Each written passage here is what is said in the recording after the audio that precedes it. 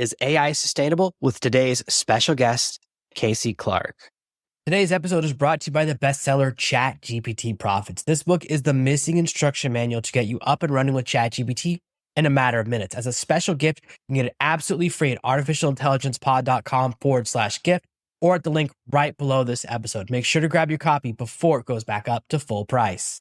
Are you tired of dealing with your boss? Do you feel underpaid and underappreciated? If you want to make it online, fire your boss, and start living your retirement dreams now, then you come to the right place. Welcome to the Artificial Intelligence Podcast Show, where you will learn how to use artificial intelligence to open new revenue streams and make money while you sleep.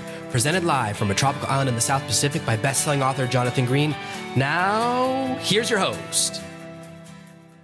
Now, I'm so excited to have you here today, Kacy, because for me, this is a really interesting issue. I actually just saw on the news today that they think it's going to cost $1 trillion in electricity, data centers, and communications just to meet the promises that AI has already made. And if there's one thing I know, it's that next month, AI is going to make bigger promises than it did this month. So we're hitting this wall between promises and what's possible, because sometimes we want to go to the moon a million times, but then it's how much fuel is there. So there's these other structural things that we skip over that are critical to that success. And you can't have artificial intelligence electricity, and you can't have electricity without something to make the electricity. So I'd love to start from there. What you think is the right direction, where we're shifting wrong already, like right out the gate?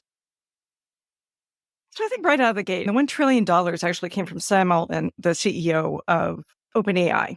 And he, along with a number of other leaders, went into the White House in September. And OpenAI is proposing that they need, in order to get to the $10 trillion parameters, are currently over $1 trillion with ChatGPT-4, or 100 trillion, or however many it is, that they're going to need for their trajectory in the next few years to build 5 to 7 5-gigawatt data centers. So 5 gigawatts is enough to run Miami. And at 30 million square feet, and most of the new GPUs require water cooling. So it's not only the energy, but the water is going to take, because air cooling is no longer sufficient with how much heat all of the GPUs and TPUs are taking.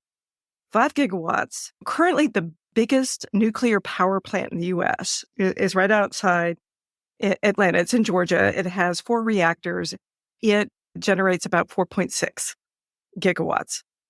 And we just don't have enough energy. They're keeping coal-fired power plants online in Northern Virginia right now because they can't take them off and feed the hundreds of data centers that are in Northern Virginia. So this is a huge crisis. They're already slowing down data center builds in places like the Netherlands and Ireland because of the power consumption that's coming in, as well as the land that's being used. And we're going to have to find a balance between all the good, and it does do a ton of good, that AI provides us, and real sustainability goals that the cloud providers have pitched and we've committed to in the Paris Accord and other types of agreements.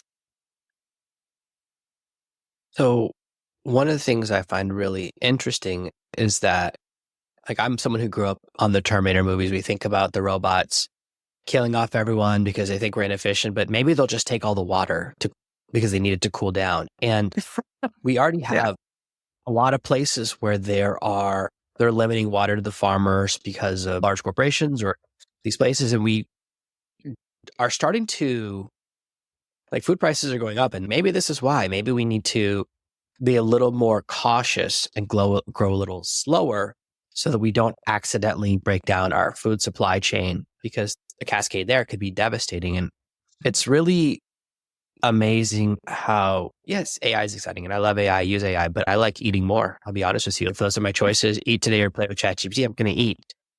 But we've created this really interesting situation because we've been heavy on conservatism for so long. We haven't built a nuclear power plant in America, and I think since the early 80s. I was looking it up, since shortly after the 3 Mile Island incident, which in most people's minds, 3 Mile Island is of the same significance of Chernobyl, except for what's really interesting is nobody got sick or injured from 3 Mile Island. It was just something almost happened. And it's it's actually a testament to how good our systems were that like the backups went in place and nobody got hurt versus what happened in Ukraine with Chernobyl. But we remember them as like equivalent events, even though one's called an incident, because I guess that's the worst you can call it when nobody gets hurt. You can't go beyond incident. And the other one's definitely a disaster because millions of people got hurt. Yeah. So we became very trepidatious or very anti-nuclear power for a long time. I think it's in Western Germany, there's a nuclear power plant, or maybe it's in Austria. They built this massive nuclear power plant, and then the people voted against nuclear power, so they never turned it on after spending billions of dollars building it. And they shoot a lot of movies there, which is how I saw it. So now we're suddenly, I don't want nuclear power unless it's for AI, and then I'm okay with it. So we're seeing a lot of shifts in how people are okay with something we haven't been okay with for a long time. Like nuclear power has been pretty negatively perceived for a long time in America. And now suddenly, because of AI, it's like back in vogue, it seems like. We haven't built any new plants, at least. Like we stopped building nuclear power plants. That's not actually true. We are building small modular reactors right now. And in fact, 3 Mile Island, not the reactor that melted down, but the other reactor was online until 5 years ago. And Microsoft just cut a deal with Constellation Energy to turn it back on with Microsoft as its only customer. And this is true. There's a bunch of different nuclear power plants that are being negotiated to turn back on that were mothballed before because people were afraid of it. And we also haven't figured out how to deal with the spent fuel rods from nuclear power plants. But small modular reactors are actually on the upswing right now. They can go up. NuScale is the only one that has an approved reactor from the NRC, the Nuclear Regulatory Commission. And there's a bunch of projects going on in West Texas right now with these SMRs. There's other experiments going on. France has been running like 80% of their power off of nuclear reactors for decades. So they have much more modern technology, and they're continuing to build them out there. On the other hand, Japan, after their accident, is trying to get rid of all of them, but that means they're going back to fossil fuels, both oil and natural gas. And it really is a trade-off. Do we want all the power of AI, which is going to come with all the power and the cooling? Or do we need to make some better decisions around how we do AI with things like small language models, ones that are agentic AI, things that are much more efficient? And there's great work going on in a number of different areas on SLMs. The Green Software Foundation has got some great practices out there for how you run AI jobs and how you make choices. And thanks, for example, which region you're going to be running in the cloud providers, because there's a real big difference between trying to run it in Northern Virginia or trying to run it in Eastern Canada, where it's pretty much all hydropower. So one of the other things that to keep in mind is how is this going to affect what electricity costs for everyone else? Because there's one direction where they go, you know what?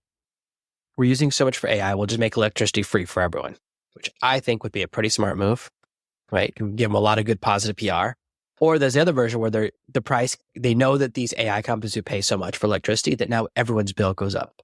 So, because in which case that will be devastating for most Americans or for most people around the world, is that if the electricity prices are controlled by these large corporations, it could be a really bad result for people. And I think these are a lot of things no one's thinking about, which is that it's very exciting use of AI. And we don't think about electronic conservatism very much.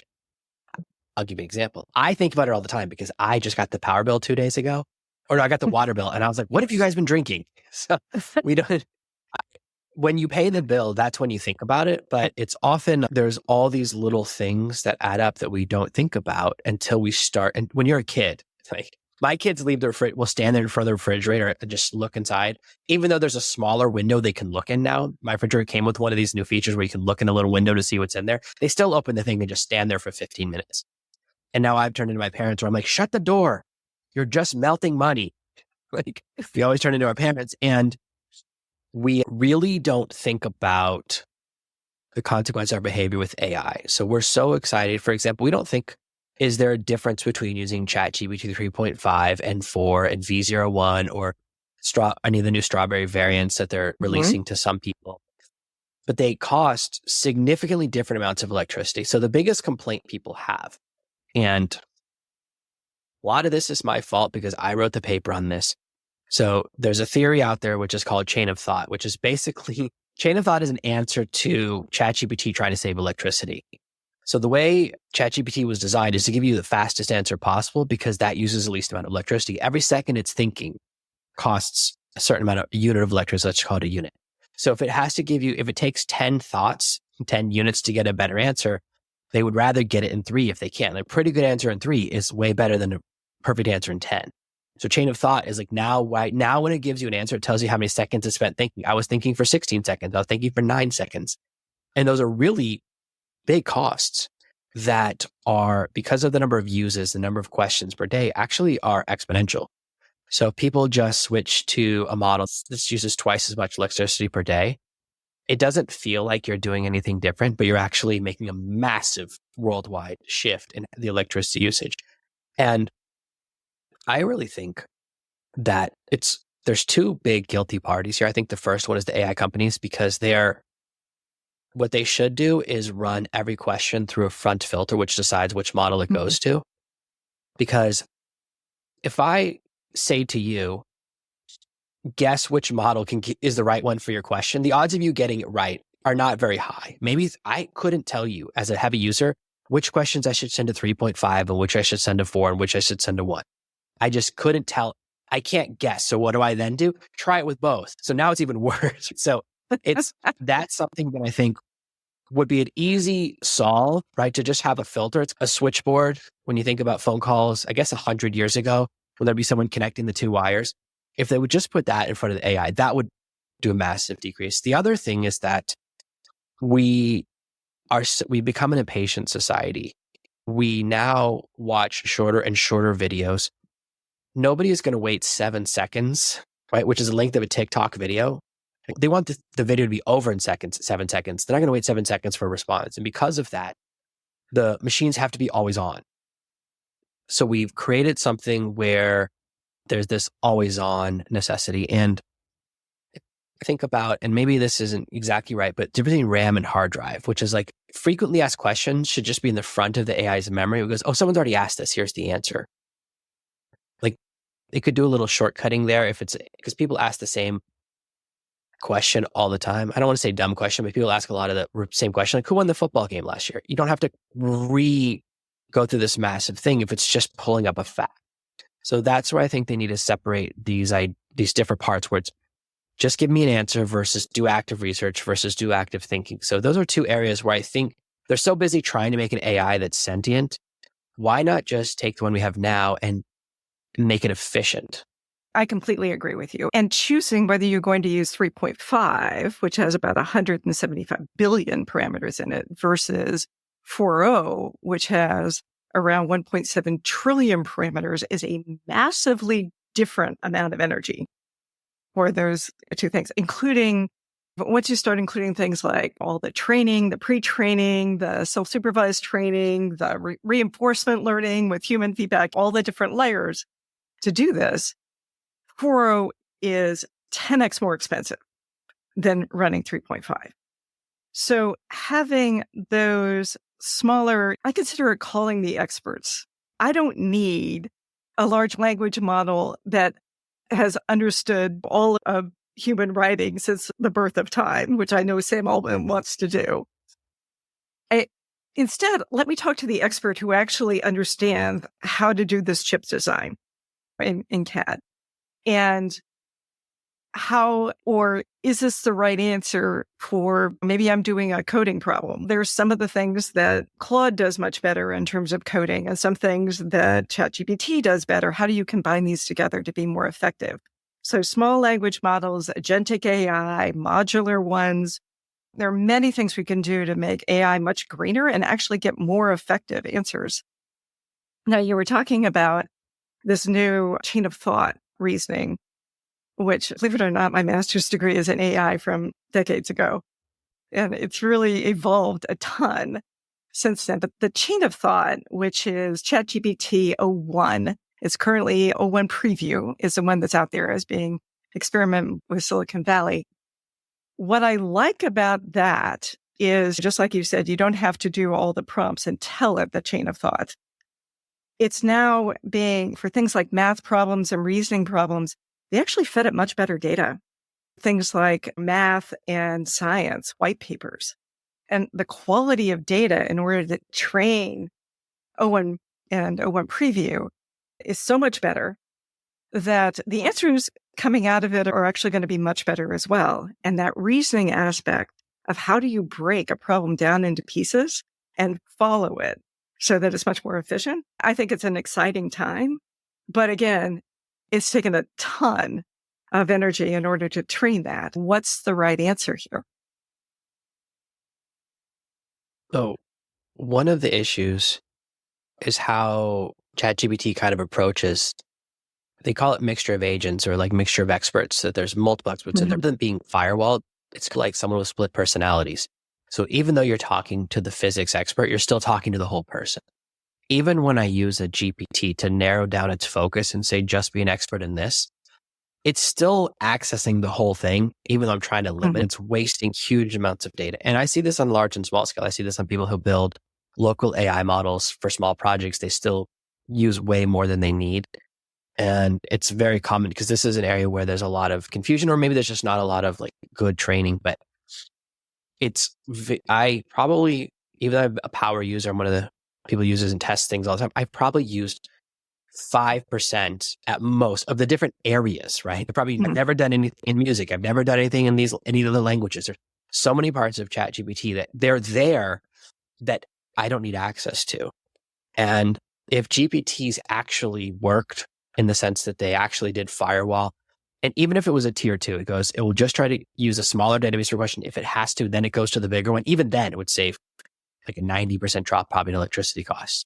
So it's really, I don't know why I shouldn't be the one thinking of these ideas. Like, it should be just doing it so simple, since they're the one paying these massive bills. Maybe that trillion could be half a trillion or just 100 billion in electricity. But it comes down to, we're so busy chasing excitement that we're not paying attention to what's happening along the way. I see this a lot I can only imagine what the video generation is costing electricity, and every single AI video that I've ever seen has been terrible.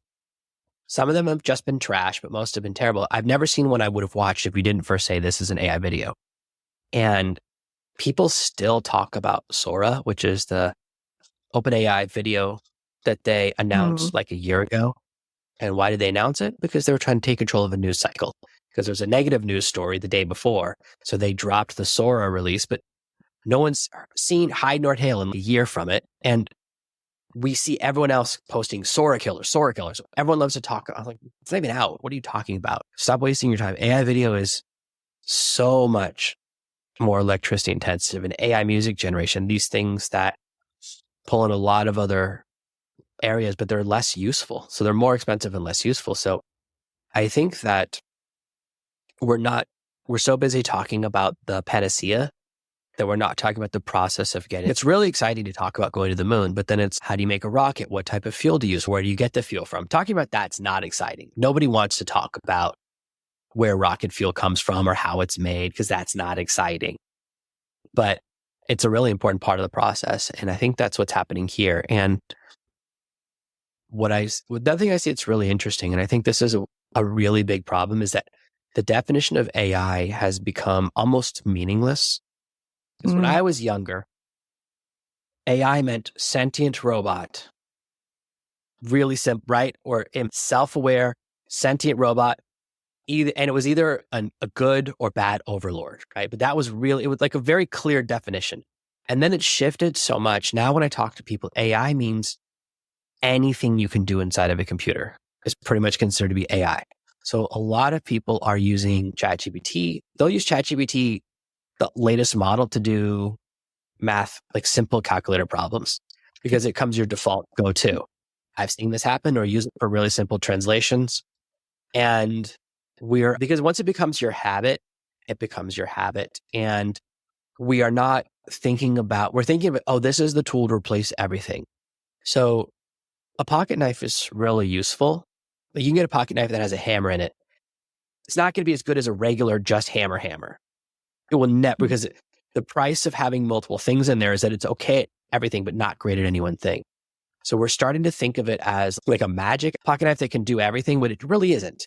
So it's the other tools we still have in our toolkits are still useful, but I think we're seeing this mindset shift, which is really, a lot of people are confused, and it's because of AI companies.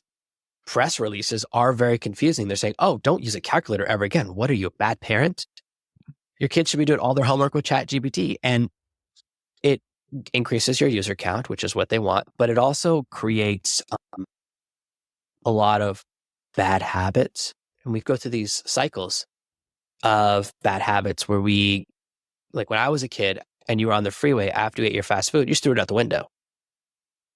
And as a kid, I was like, wow, that's magic. It disappears. As an adult now, and a lot of other countries are still in that phase, you go through that phase before you go through a phase of, I don't know what the right word is, of littering before you enter a phase of conservative, where you realize, oh my gosh, I throw something out the window and I come back a week later, it's still there. Like we had to go through that phase in America, and then we passed a lot of like laws about throwing stuff out the window on the highway, and it's really a pretty big fine now. And that's how you stop it. And now very few people would even consider doing it. Like even describing it, like your look on your face, what are you, a monster? And exactly like when I was a kid, it wasn't, I think the same thing.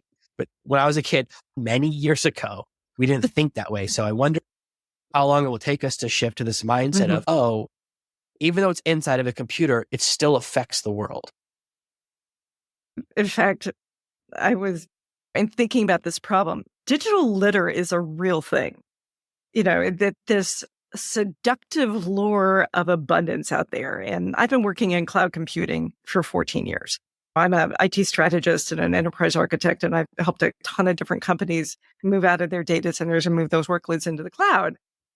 And now we have a problem where it's just growing bigger and bigger. On average, most major enterprises spend 2.5 times what they were expecting in the cloud than what they're actually doing. And it's because of this problem of digital litter. Is nobody ever gets rid of anything. There's this feeling that the cloud is infinite and we can just keep adding all of our own videos. The comparison was, I have security around my house in northern New Hampshire, and I have videos of deer and skunks and various other wildlife, the bears. And I'm not deleting it. It's just out there. Do I actually need that? No, it's digital litter.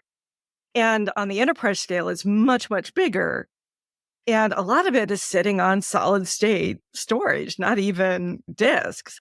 Terribly expensive, use a ton of power. You've got S3 storage out there. There's 5 copies of it. You might be replicating it. Certainly you're backing it up to another region. It's digital litter, and it's just growing massively. So it isn't AI as the only one. It's this belief that electricity and computing is infinitely abundant, and not really looking at the fact that everything has to run on hardware. It has to be cool. It has to use energy.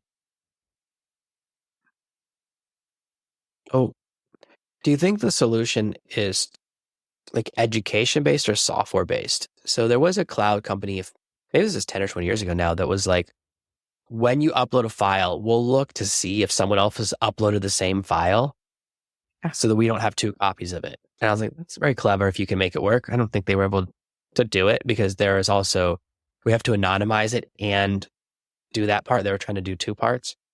So that's one thing where you control duplicates. Or I went through this with my own company. I was going through one of my cloud servers, and I was like, why is my bill so high? And it was whenever I would do a YouTube video. So I record the raw videos and upload those.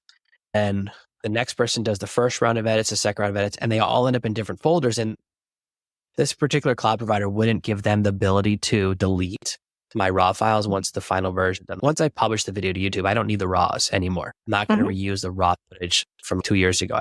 Not with my industry. But if you don't manually do it, nothing happens. And because data centers, like, they don't care as long as they're getting paid. They don't really have a policy for, oh, you haven't looked at this file in so long, we pushed it to cold storage or whatever. So that's one way to solve it. Another way is like looking for duplicates or looking for or creating some type of system. And then just training your employees to treat it a little more seriously. So when I worked in IT way back in 1999, back in the previous millennium, this was when the entire company I worked for would, at the end of every day, do a tape backup. And I'm thinking it was 30 gigabytes. I think it was that. It was like what we consider now like a crazy for the entire building. So everyone's hard drive would all get scanned every night, put on a tape drive, then mailed off to Iron it's called Mountain. like Iron. Yep, there it is, Iron Iron Mountain. So we did it every day. And then we had a problem. I was the bottom guy at the IT totem pole, and the head of IT was like, hey, we're going over the limit on our tapes. You need to go through everyone's computer to figure out who's doing it. So we actually had to manually go computer by computer. We couldn't even do it from the central. I'd have to look on everyone's computer and see what programs they have and look at the file sizes to figure out who was being naughty and who was being nice. And there were just a few people being enough naughty that it was with games going over the limit or video files.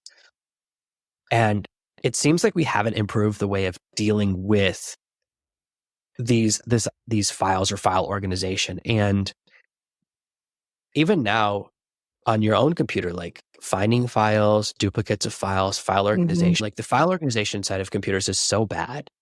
It feels like it's just this leftover technology from 100 years ago that no one's figured out a better way to do to sort our files better. We can find stuff and organize them and keep from having duplicates or be able to find things. And I probably have 2 of every single file on my computer. So I'm not innocent here.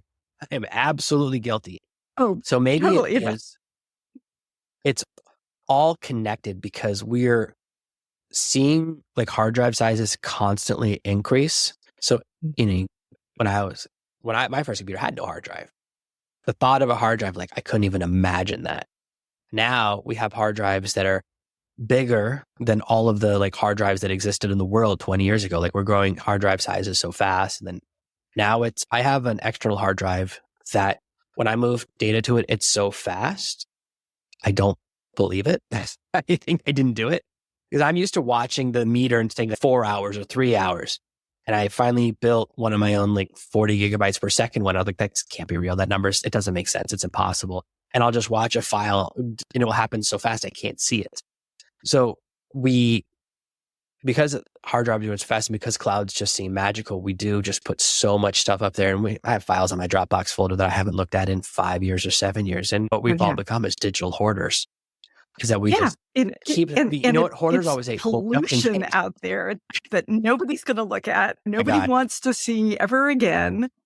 And if you and I are doing that as individuals, imagine doing it if you're some of the largest banks in the world or insurance companies with claims that go back forever. It's just a massive amount and they keep so many different copies around it. And it's, what do you need? A backup of a system from 2 years ago. Nobody's going to go back that far. Yeah.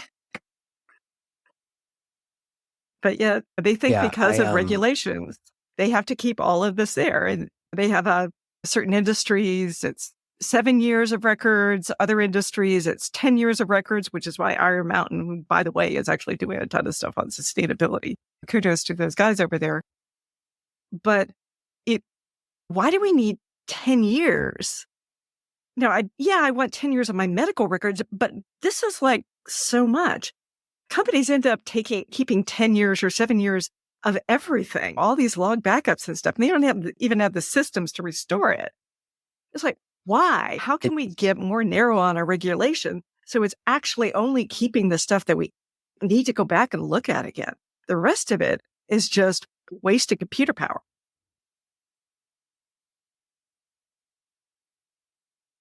I think it's just in case.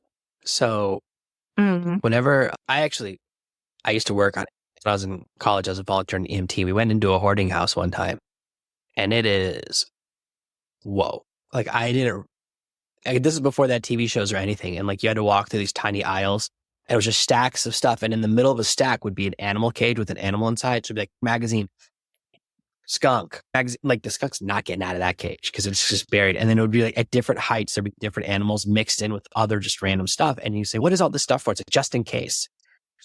And when have you ever had an emergency where you've needed a broken hanger?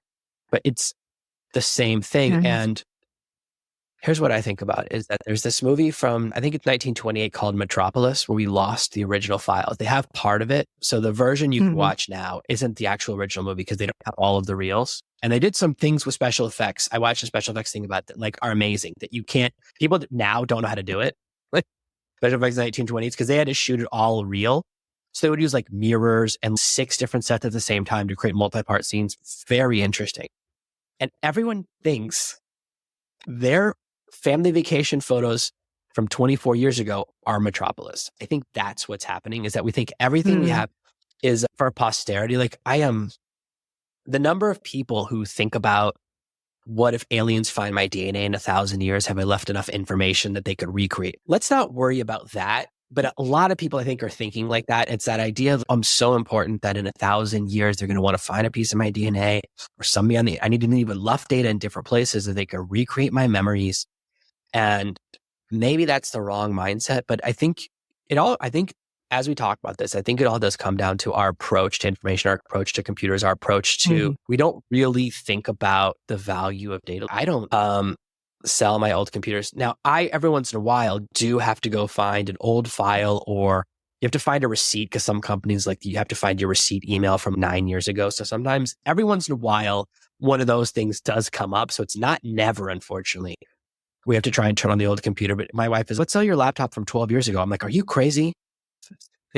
So what if there's something in there that we need? And it's happened. The problem is, it's happened 2 or 3 times in the last 12 years. We actually have needed to go into the old laptop, find a file here or there, or you have to find a registration, or you don't use that email address anymore. And that's the unfortunate thing, is that we don't have, it's not perfect. And that's why we can't let go of these things. But yeah, I need to go through my Dropbox and delete about a terabyte of files right after this call. I have so many, like I have a Dropbox folder of just stock photos that I downloaded years ago that I haven't used yet, but I might use someday. It's like, I don't even use stock photos anymore. Now I do everything AI generated. And it's just, you forget, and especially when it's not a huge bill. My S3 bills, like, that's where you really got to pay attention, because then I was like, why am I paying for this many gigs of data? What do I have on there? And I was like, oh my gosh, I had the same video file like 6 times of each video file. And they're all gigabytes and big, because I shoot in 4K. So it all adds up. So I think this is, so the question is, we've now found the problem. Is it education? How do we create a culture where people are more conservative with their data usage, or think about the process of storing? Because I wish a great solution would be just if computers were like, you already have 6 copies of this file. Do you need 6? But I've had a situation where I've tried to use those tools that really delete the duplicates, and they delete both. So I don't trust those tools, because I've tried those. But it's that. So what do you think is the right path forward? I think education is a really big part of it. And there's some great organizations out there who are working on this exact problem. It was funny that we're talking about this as COP29, the big conference on climate, is going on at the moment. Organizations like Climate Tech Partners, I work with sustainableIT.org in their responsible AI section. And there's a bunch of work we're putting together in terms of standards and principles around sustainability. The Green Software Foundation, which is part of the Linux Foundation, is focused in on best practices for engineers to build green software. And Ann Curry and Sarah, I've forgotten, I don't have their names in front of me right now. They published a great book this year called Building Green Software that has some best practices. I also work with ISA Global, which is an organization, a global one, that certifies technology architects, where our aim is to make architecture of these large systems up at the scale of skill that you would do with a doctor or a lawyer, that we actually have to go through a significant education process. And we've just launched the Sustainable Architectures group. SustainableArchitectures.org is out there if people are interested, to set up the training and the best practices around what architects need to do to build much more sustainable systems out there. A bunch of different organizations, all of them focused in on how do we use tech more responsibly and much more efficiently. I think it's given me a lot to think about, because we just, especially in the West, like, to us, storage and electricity are so cheap that we don't think about how everything is connected, and that you don't have to lose quality of the AI. You don't have to lose the experience of adding conservatism. You can get just as great an experience by just using the right tools and having efficiency, and what slows down your computer when the hard drive is full. That's when I start deleting stuff. I'm like, why is everything running so slow? Oh, I downloaded way too much stuff. Too many games. So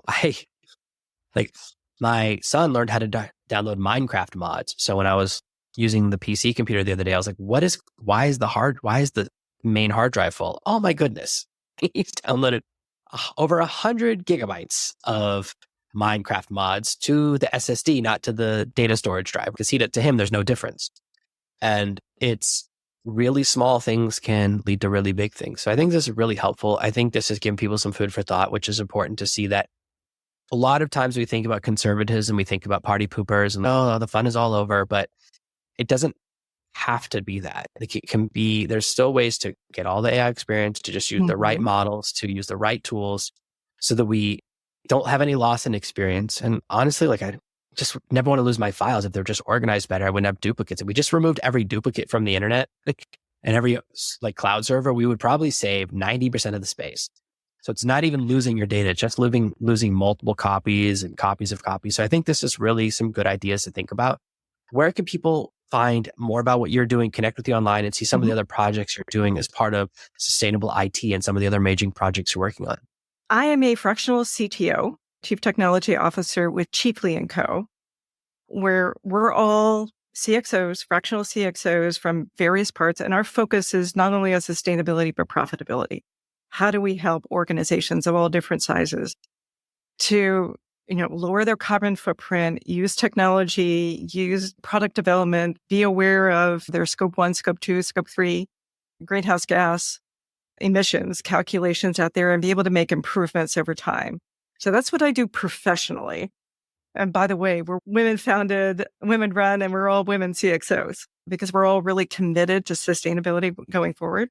You can also find me on sustainablearchitectures.org, which is part of the ISA Global, and helping raise the awareness of sustainability responsibilities by technology architects worldwide.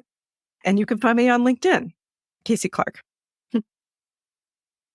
Amazing. Put links below everything below the video and in the show notes for today's episode. Thank you so much for being here for another amazing episode of the Artificial Intelligence Podcast. Thanks for listening to today's episode. Starting with AI can be scary. ChatGPT Profits is not only a bestseller, but also the missing instruction manual to make mastering ChatGPT a breeze. Bypass the hard stuff and get straight to success with ChatGPT Profits. As always, I would love for you to support the show by paying full price on Amazon. We can get it absolutely free for a limited time at artificialintelligencepod.com/gift. Thank you for listening to this week's episode of the Artificial Intelligence Podcast. Make sure to subscribe so you never miss another episode. We'll be back next Monday with more tips and tactics on how to leverage AI to escape that rat race. Head over to artificialintelligencepod.com now to see past episodes, leave a review, and check out all of our socials.